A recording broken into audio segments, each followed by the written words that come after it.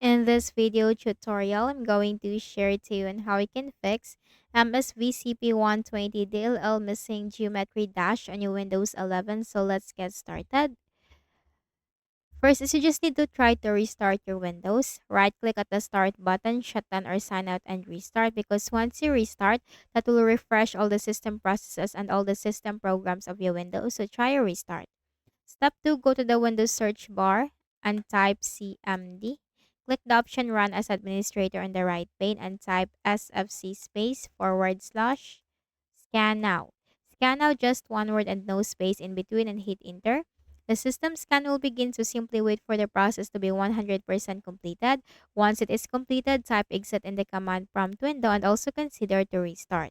Step 3, also update your Windows. Click on the Start button and go to Settings.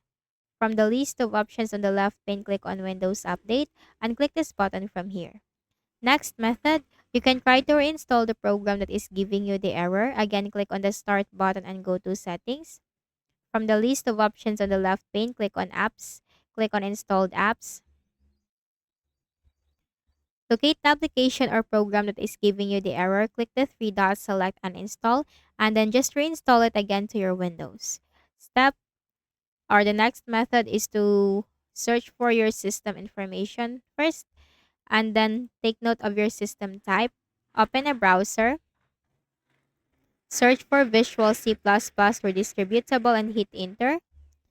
Click on the first option and then just simply click the button corresponding to your system type and install the Visual C++ to your Windows 11.